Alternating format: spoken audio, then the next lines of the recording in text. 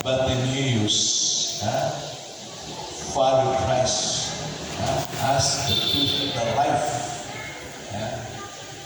and the path in his road. So, my dear friends, if you are being asked, as what Bartimaeus has been asked in our gospel, what I can do for you? What can Christ what Christ can do for you? How can we tell to Christ? What is our response? By the way, kung ako ko'y papuntahan ko, kung sa may inyong gusto na ako,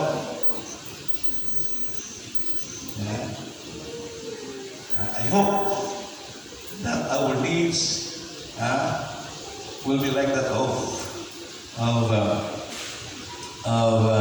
Bartimaeus.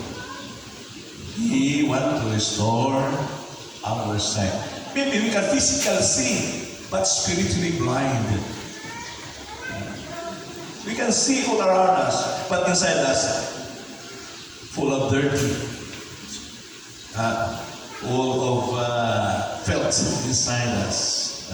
That's why we cannot see around us, because ang naghahalik ka nato mawag buta na yung kalibutan and influenced by the devil. We want to see. We have to go beyond our physical sightedness. We have to look deep inside us, our spiritual life. We want closeness to God. We want to be near to us. That's why we have to always plead. We have always to ask God to have this spiritual insight sa ating ginabuhi na ito. Though we can see physically, as I've said, but we are blind spiritually.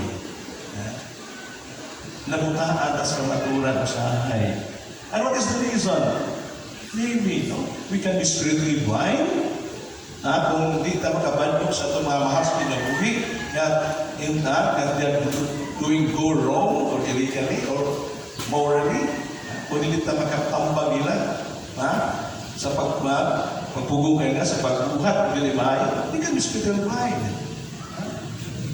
Kung hindi tayo pasayos na si katao, pagigahi pa tayo pasayos, and spiritually blind. Kung tingnan, you are only seeing the defect of other people, you are spiritually blind.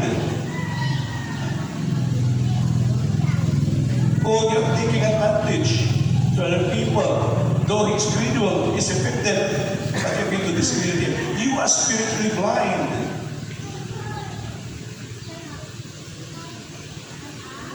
Manang kamot kita, Nauta, mahilayo kita, Nga nagkahintang sa kinabuhi nato. Not only we can able to see physically, but we also to see the goodness, the spirit that is within us. We have to go deeper to ourselves so that we can connect to God. Mo ka na maigsuon ko nga usa ba natin buhato na ito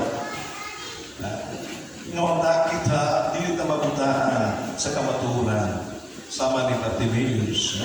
Kung si Bartimaeus naghatag ka ito maay nga paningingnan sa inyo siya sa ipangutala siya kung sa ikangan, I want to see Master.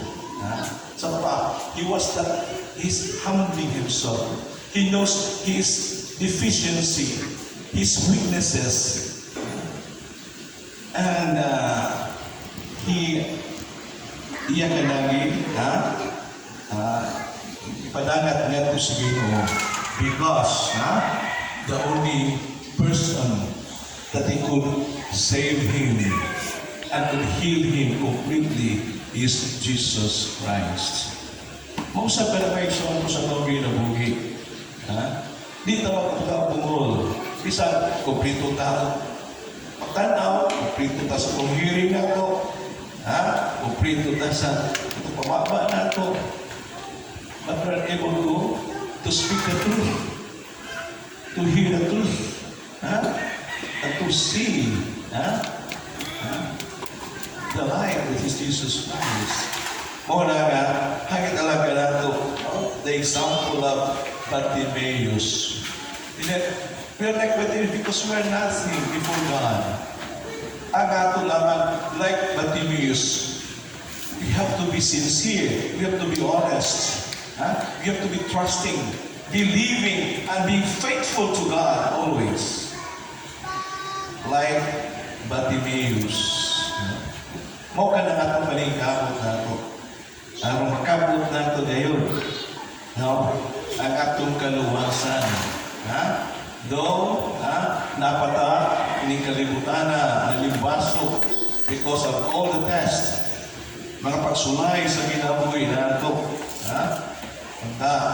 Naaka nato the courage like Bartimaeus nga diin nagpadayag sa iyang pagkakulang, inadequacy sa iyang kahuyang weaknesses. But of all this, he needs Christ na maulay makaluwas niya sa iyang sitwasyon sa kinabuhi. Mauna to build up our faith, our trust, our faithfulness to whatever adversities that we may undergo in life. When you are in doubt, we have to trust God. When you are in difficulties, we have to be faithful to God. And we have to seek always the light of Christ diya sa atong kinabuhi na ito. Kung namaningkahan mo kita, nga, like Bartholomew, now we can be Christ-like to other people. Nga, we have to be faithful to His teaching, observing the commands of Christ. Uwa na makahimo ka nato na kita Christ-like. Mao ka na atong paningkamot nato sa atong panaw, sa atong kinabuhi. That's why, because life is too short. That's why we have to prepare always, because with the day after tomorrow. Ang ato lamang, our security is in Christ. Si Kristo ang atong saligan.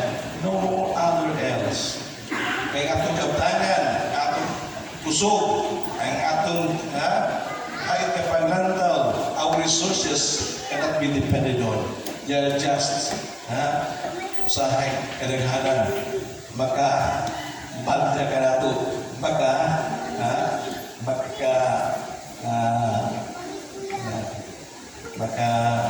obstacle sa atong pagkayusan ni Kristo.